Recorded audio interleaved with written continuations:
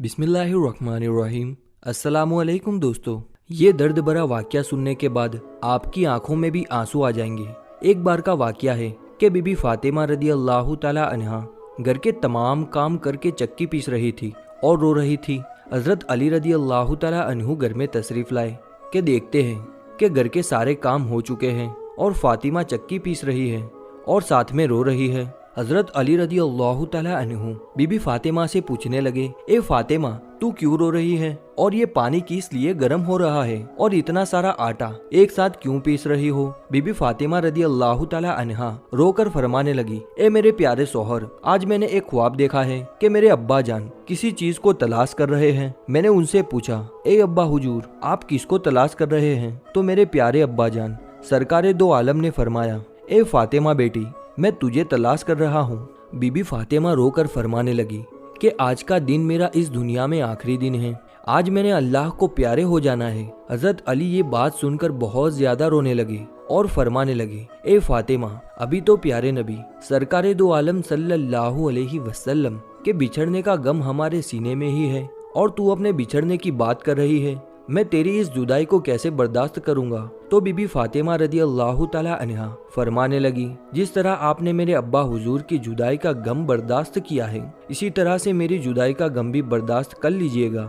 हज़रत अली रदी अल्लाह ताला अन्हु पूछने लगे कि ये पानी क्यों गर्म कर रही हो और ये आटा इतना क्यों पीस रही हो? आज के दिन भी तुम ये काम क्यों कर रही हो? तुमने बहुत काम कर लिए।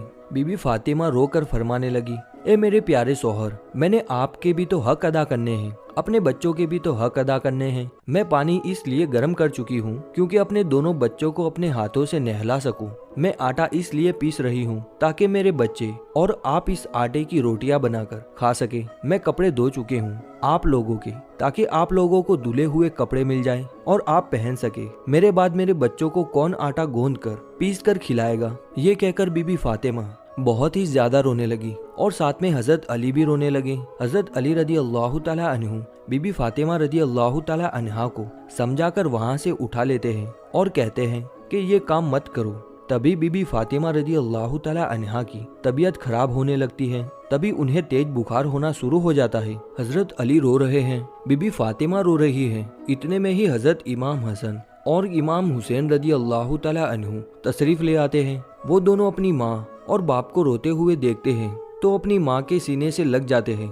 जरा सोचिए कि वो कैसा आलम होगा, वो कैसा मंजर होगा जिस माँ को पता चल जाए कि आज मैंने इस दुनिया से रुखसत हो जाना है और मेरे बच्चों का क्या बनेगा? मेरे बच्चों को कौन खाना खिलाएगा? मेरे बच्चों को कौन रोज सुलाएगा? उस माँ के दिल पे, उस बाप के दिल पे क्या गुजरती होगी? हज़रत अली रदी अल्लाह ताला अन्हु बहुत ही ज्यादा रोने लगे और बीबी फातिमा रदी अल्लाह ताला अन्हा भी बहुत रोने लगी और अपने बाप और माँ को देखकर इमाम हसन और इमाम हुसैन रदी अल्लाह ताला अन्हु भी रोने लगे और ये पूछने लगे, ए बाबा जान, आप क्यों रो रहे हैं? हज़रत अली रदी अल्लाह ताला अन्हु खामोश रहे। फिर बीबी फातिमा से पूछने लगे, ए अम्मी हुजूर, आप क्यों रो रही हो? तो बीबी फातिमा रदी अल्लाह ताला अन्हा ने फरमाया कि तुम दोनों अपनी नाना जान की कब्र पर चले जाओ। इमाम हसन और इमाम हुसैन रदी अल्लाह ताला अन्हु प्यारे नबी सल्लल्लाहु अलैहि वसल्लम की कब्र पे चले जाते हैं। वहाँ पर जाकर बैठ जाते हैं। तभी अंदर से आवाज आती है, ए मेरे प्यारे बच्चों,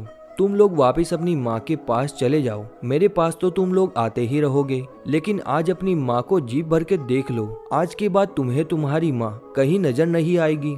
जब ये बात हसन और हुसैन रजी अल्लाह ताला अन्हु के कान में पड़ती है तो वो दौड़ते हुए घर चले जाते हैं और अपनी माँ के सीने के साथ लग के खूब रोते हैं। हज़रत अली भी रो रहे हैं और बीबी फातिमा भी रो रही है। इमाम हसन भी रो रहे हैं और इमाम हुसैन भी रो रहे हैं। इतने में ही बीबी फातिमा रजी अल्लाह ताला अन्हा की तबीयत और भी ज्यादा खराब होने लगती है। वो हज़रत अली को अपने पास बिठाकर उनसे तीन बातें कहती है। पहली बात तो ये कहती है कि मैंने आपके साथ कोई भी कोताही की हो, आपकी खिदमत में कोई भी कोताही की हो, आपकी नाफरमानी की हो, आपका कोई हुक्म ना माना हो तो मुझे माफ कर दीजिएगा। हज़रत अली रजी अल्लाह ताला अन्हु रो कर कहते हैं, ए फातिमा, तू नबी की बेटी है, तूने अपना हक पूरी तरह से अदा किया है।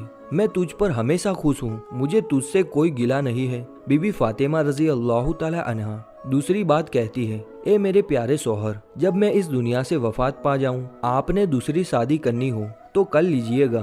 मेरे बाद मेरे बच्चों को मेरे जितना प्यार भी दीजिएगा, उनको माँ की कमी महसूस ना होने दीजिएगा। और बीबी फातिमा की तीसरी बात आपको भी हैरान कर देगी।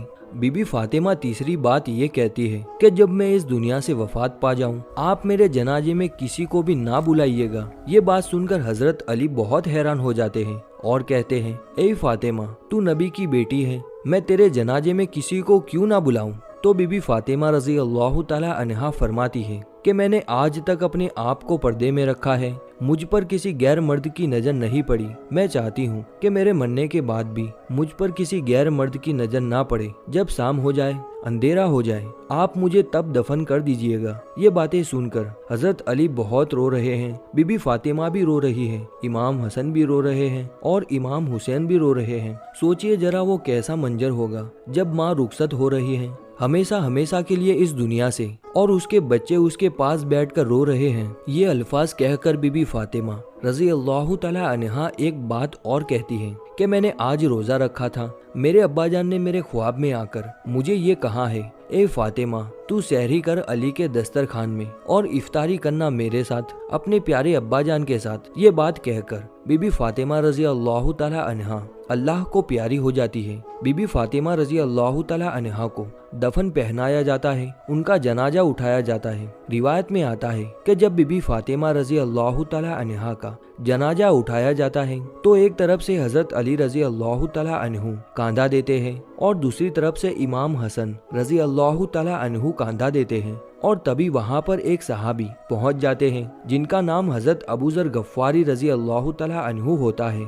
तभी हजरत अली उनसे फरमाते हैं कि आज नबी की लाडली बेटी का इंतकाल हो गया है, एक तरफ से तुम कांधा दे दो। इस तरह ये जनाजा उठाया जाता है। रिवायत में आता है कि वो दोनों मासूम बच्चे इमाम हसन और इमाम हुसैन रजी अल्लाह ताला अन्हु भी रो रहे हैं, हजरत अली रजी अल्लाह ताला अन्हु भी रो रहे हैं, हजरत अबू जर गफ्फारी रजी अल्लाह ताला अन्हु भी रो रहे हैं। और जनाजा कब्र के पास रखा जाता है, कब्र खोदी जाती है। हजरत अली उस कब्र को देखते हैं जिस कब्र में बीबी फातिमा को रखना होता है। हजरत अली रजी अल्लाह ताला अन्हु बहुत ही ज्यादा रोते हैं, उनकी दाढ़ी भीग जाती है, उनके कपड़े भीग जाते हैं। हजरत अली कभी बीबी फातिमा को देखते हैं और कभी अपने बच्चों को देखते हैं। ये मंजर देखते हुए हजरत अबू जर गफ्फारी रोते हैं और कब्र से कहते हैं, ए कब्र, क्या तुझे पता है ये जनाजा किसका है? ये मोहम्मद सल्लल्लाहु अलैहि वसल्लम की बेटी का जनाजा है, ये अली की बीवी का जनाजा है जिसको इमाम हसन और इमाम हुसैन कहते हैं, ये उनकी माँ का जनाजा है।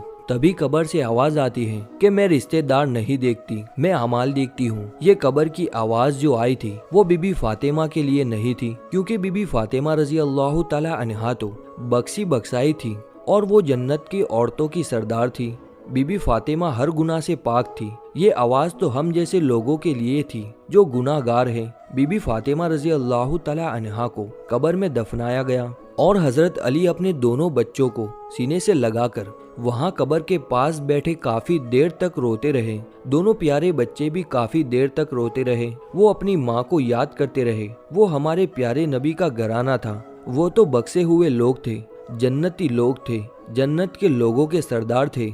नाफरमान लोग तो हम हैं जिन्हें कब्र हजार सवाल करेगी कि कौन से अमाल लेकर आए हो मेरे पास। अल्लाह पाक हम सबको नेक अमाल करने की तौफीक अता फरमाए, आमीन या रब्बुल आलमीन। ऐसी ही वीडियोस के लिए हमारी चैनल को सब्सक्राइब करना ना भूलें।